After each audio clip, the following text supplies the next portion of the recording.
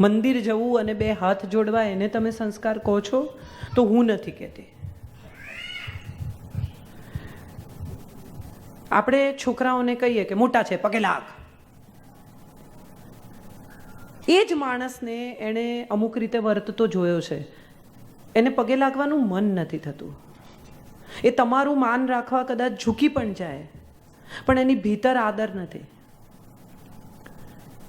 હું એવું અંગત રીતે માનું કે સંસ્કાર છે ને, એને એક જ વાક્યમાં જો ડિફાઇન કરવા હોય ને, તો સંસ્કારનું એક જ વાક્ય એ છે કે તમારા સિવાયના લોકો પણ જીવે છે ને તમારા પછીના લોકો પણ જીવવાના છે. આ જે સમજી જાય ને એ સંસ્કારી. મોટા ભાગના લોકોનું ચારિત્ર છે ને એ પબ્લિક પ્લેટફોર્મ પર જુદું હોય છે. એકાંતમાં તમને કોઈ ન જોતું હોય ત્યારે તમે જે વર્તો ને એ તમારું ચારિત્ર. એટલે મા બાપને પણ બાળકો, મા બાપ એમ કે સંસ્કાર, જુઠ્ઠું નહીં બોલવાનું, આ સંસ્કાર. પણ એ જ પિતા એ જ મિનિટે ફોન ઉપાડીને એમ કે હું રાજકોટમાં નથી, હું તો મુંબઈ છું. તો તમે કયા સંસ્કારને મહત્વ આપશો? તમે જે કહ્યું તેને કે જે કર્યું તેને? બહુ અઘરું છે સર. સંસ્કાર વિશે આ યંગસ્ટર્સને કશું કહેવું બહુ અઘરું છે, કારણ કે આપણે એમની સામે આદર્શ દાખલો પૂરો નથી પાડી શક્યા. આપણી આખી પેઢી એમને એ નથી આપી શકી જે આપણને આપણા મા બાપે આપ્યું છે.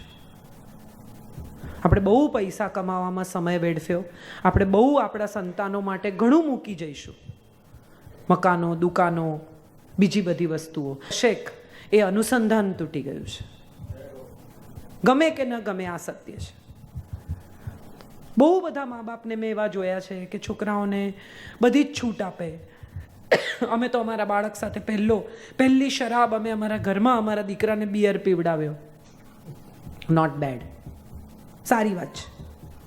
અગત્યનું એ છે કે પીવડાવીને એને એવું કહેવું જોઈએ કે દૂધ બહુ પૌષ્ટિક પીણું છે, બહુ શુદ્ધ પીણું છે, પણ ગળો ભરીને પી જાઓ ને તો જાડા થઈ જાય. પ્રમાણ ભાન નથી શીખવી શક્યા પેઢીને. બહુ અગત્યનું છે આ. પ્રમાણ શીખવવું અગત્યનું છે. પામતા શીખવ્યું, માપતા ના શીખવ્યું. ક્યાંક આપણે પણ ગૂંચવાયા છીએ. એટલે મારે એ લોકોને કંઈ નથી કહેવું, કારણ કે આ બહુ ઇન્ટેલિજન્ટ પેઢી છે.